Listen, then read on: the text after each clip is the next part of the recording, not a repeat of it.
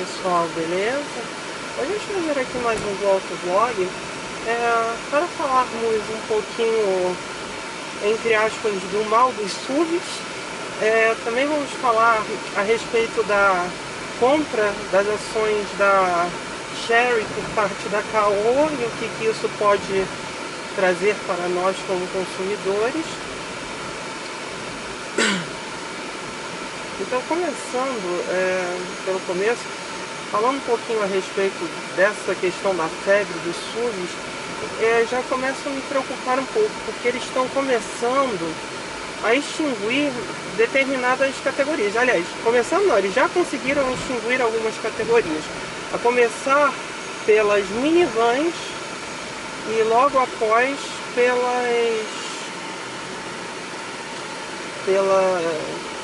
as minivans foram extintas e agora, mais recentemente, as peruas foram extintas por conta desse segmento da moda. Só que o que está começando a me preocupar, as peruas já me atingiram de alguma forma e as minivans também, porque as minivans, apesar de não serem hatchbacks ou sedãs, enfim, um carro de padrão comum, de uma altura normal, era um carro sim de boa dinâmica, por conta da sua altura em relação ao solo. A gente ainda tem algumas sobreviventes, né, aqui no Brasil, como a C4 Picasso, das peruas. Nós ainda temos algumas sobreviventes que respiram sob aparelhos, né, que é o caso da Wolf Variant e da Crossover, né, que aquilo não é bem uma perua, que era a perua do Fox, né, o Space Fox, mas esse está quase morrendo mesmo. Então, assim, esses SUVs eles estão matando muitas categorias e agora estão começando a atingir uma categoria que eu gosto muito e que eu fico puto por ver que é uma categoria que ela é muito volátil, né? Quem compra esse tipo de carro normalmente procura um carro mais para, entre aspas, aparecer, né? O público afoito por uma questão de imagem, que eram os hatchbacks médios. E também, por mais incrível que pareça, já está começando a atingir também o segmento dos sedãs médios. Por exemplo, a Renault, ela acabou de anunciar o final da produção do Fluence. E o Fluence, ele estava muito caro, não era um carro inovador atualmente no segmento, não era. Mas era um sedã médio de um comportamento bom, muito confortável. E infinitamente superior, por exemplo, à Captur, que é, entre aspas, o carro que vai substituir o Fluence dentro do line-up da Renault. E muito além disso, a própria Renault já assumiu que não irá lançar a versão posterior do Fluence, né, que seria o Megane Sedan ou o Megane Gran Coupé, não sei como eles chamariam aqui na América Latina, que é um carro bastante interessante. Já não temos o Talismã, que seria o topo de linha da Renault para o mundo, né? E agora perder o Fluence foi muito chato. E que ela só vai investir nos SUVs, porque é o segmento da moda, é o segmento que está vendendo muito, né? Então, assim, a gente vai ficando sem opção de carros bons de chão. E a Volkswagen, junto com a Ford, acabou de anunciar que muito provavelmente o Golf ainda vai se manter em linha, mas vão deixar de fabricar ele aqui no Brasil, né? Demoraram um tempo para nacionalizar novamente o carro, para desistir agora da sua produção. O que não vende muito, tá? É caro? É. Mas o preço que um Golf cobra é menor que o de muitos SUVs, oferecendo uma dirigibilidade, uma dinâmica muito mais apurada, né? E por acaso, não, isso daí atrás é um 308 normal. Agora, então essa questão do SUV, ela está prejudicando muito. A Ford já está anunciando que muito provavelmente vai parar de vender o Focus aqui na América Latina, que é outro carro de uma dirigibilidade ímpar, né? E tanto a versão sedã quanto a versão hatchback deixarão de existir no seu line-up. Então acho que está afetando já muitos segmentos por conta de uma moda que ela não traz benefícios a ninguém. Porque, a não ser que seja um SUV com a altura de um Duster, né? Que aí sim eu passo a entender que é alguma coisa que realmente encara bem a questão dos buracos e tal. Um SUV com a altura de um Renegade nada mais é do que um hatch, teoricamente um hatchback médio, piorado e bombado, né? Com aqueles adornos, né, de plástico no entorno. Eu não sei se eu já postei um vídeo que eu tava xingando depois que eu lavei o Up. Ah, ainda não postei não. Eu tinha lavado o Up e essas porcarias dessas santas, né, de plástico, elas acumulam sujeira. Você não consegue limpar isso com muita facilidade não. Começa a entrar poeira ali e você não consegue limpar. Então assim, é uma moda que ela traz muitos prejuízos quanto à questão da aerodinâmica, no consumo, que ele vai acabando se tornando superior. A parte da eficiência técnica dos motores, né, de motores que estão na era do downside. Lembrei agora do bendito do ar, por causa do microfone da câmera. Essa questão da eficiência dos motores, ela vai continuar, independente dos SUVs, mas sei lá, a gente está perdendo muito em dinâmica e ganhando muito em carros que têm uma manutenção muito mais cara e que não fazem nada mais do que um carro desses faz. Esse que é o problema, sabe? Se ainda tivesse o ganho, né, real, um ganho interessante, né, que vale a pena, né, mas não tem. Então assim, é triste isso. É triste para nós como mercado. Eu não discuto a necessidade dos SUVs, principalmente na questão das pessoas de estatura mais baixa, principalmente das mulheres. O público feminino gosta muito, porque é como se o carro tivesse uma postura feita para elas, né? Que é a questão do banco mais elevado, de poder ver bem à frente do carro, né? Então essa questão está muito ligada ao público feminino, porque naturalmente o público feminino ele tem uma estatura menor que o público masculino, né? E os carros em geral, eles não são desenhados para o corpo da mulher, e sim para o corpo do homem padrão de 1,75 m, né?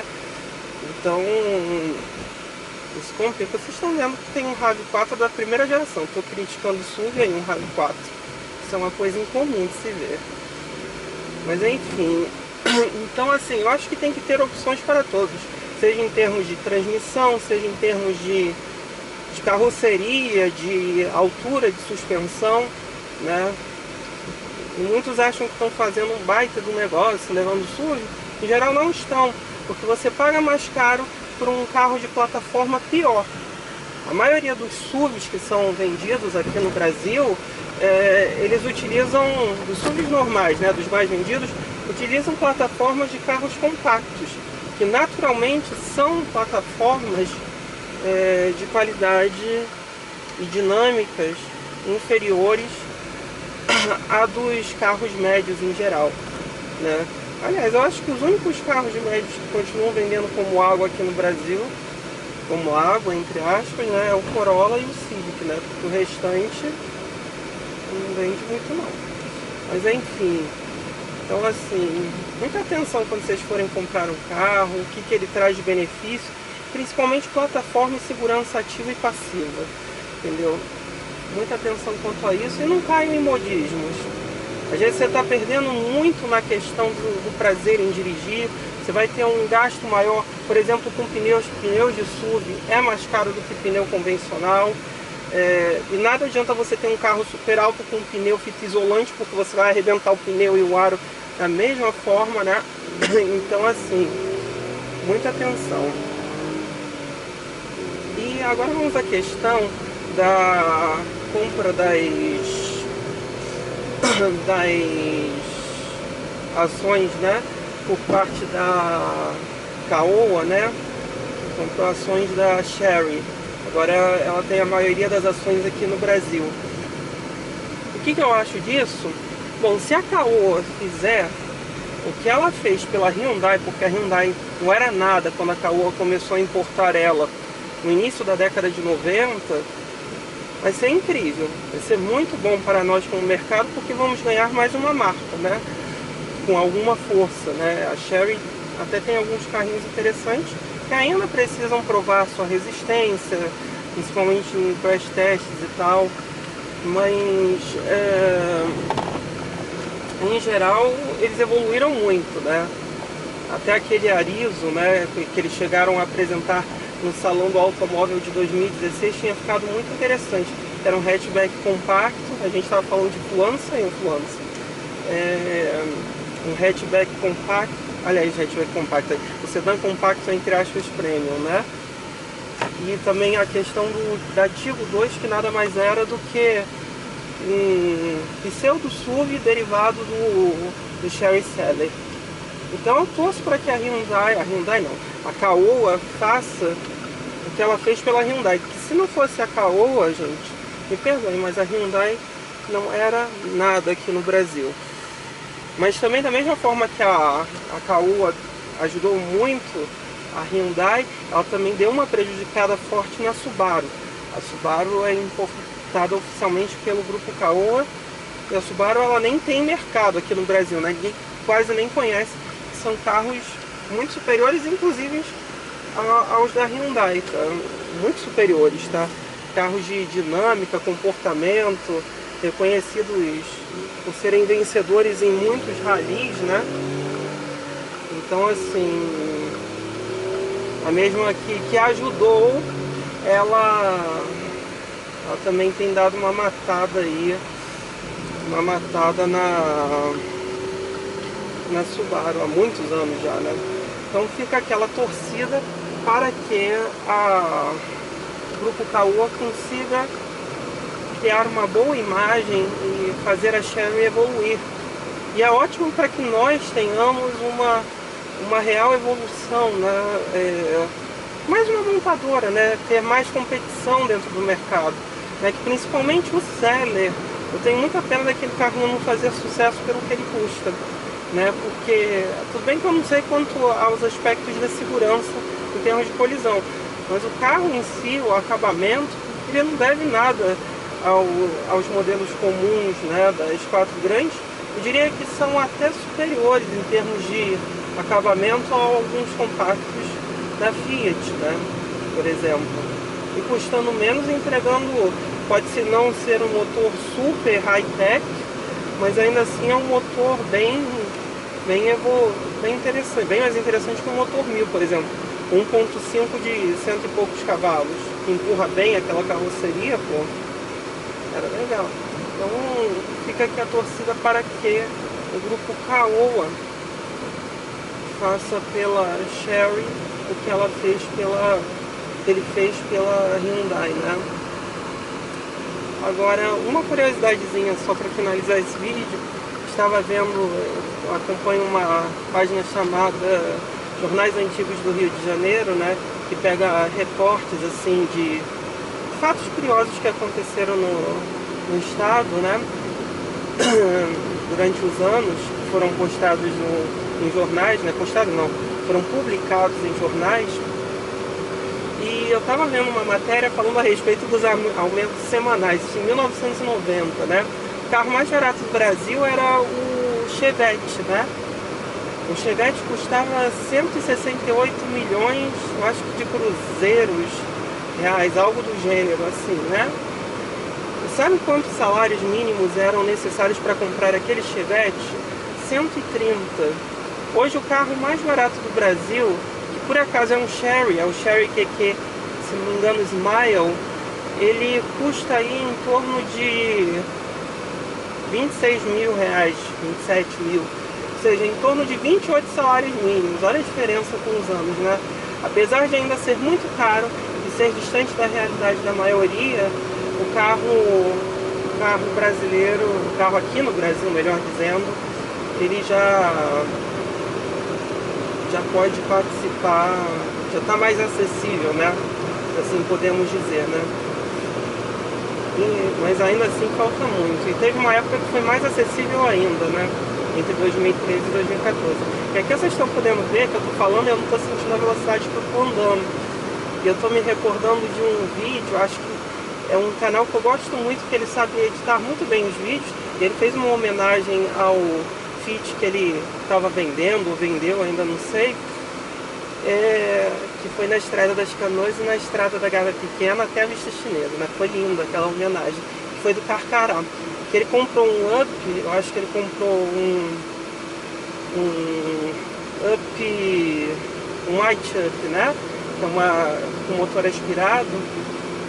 E realmente, uma das questões do Up que você não sente muito é a questão da velocidade. É impressionante, eu estou dizendo esse que é automatizado, o manual é mais intenso ainda porque ele não tem a lerdeza na hora das passagens de marcha, né? É impressionante como você anda rápido com esse carro, como ele tem uma boa dinâmica, e além da boa dinâmica, vocês estão vendo que um passarinho acabou de sujar o vidro do carro, você não sente a velocidade que você anda. Você vai ganhando velocidade, de uma forma assim louca para o porte do carro, né? Você não imagina que um carrinho desses consiga chegar a velocidades tão altas com tanta facilidade, ainda mais com motor aspirado. Com o motor turbo chega rápido, né? Mas um motor 1.0 aspirado andar assim tão rápido é de se admirar e é muito legal, porque realmente facilita muito, né? E com uma economia de combustível plausível, né? Vamos limpar esse vidro, ficar com o vidro sujo não dá não. Mas assim, é realmente um carrinho muito bom. Eu não sei nem se eu já postei pra vocês o vídeo dos 5.000 quilômetros do Up, né? Já tô indo a quase 6.000 quilômetros, eu tô aqui com 5.800. Mas se eu ainda não postei, eu vou postar em breve, tá bom, gente? Então é isso, pessoal. Curtam, compartilhem, discutam aí embaixo. É isso então. Valeu!